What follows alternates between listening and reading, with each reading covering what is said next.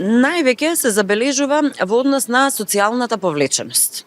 Се појавува чувство на страф, затоа што младите, кога ќе бидат под било каква форма на сајбер меѓуврсничко насилство,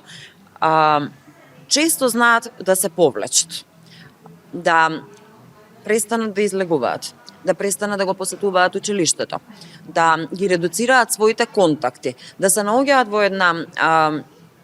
така непријатна ситуација кога мислат дека нема решение на проблемот.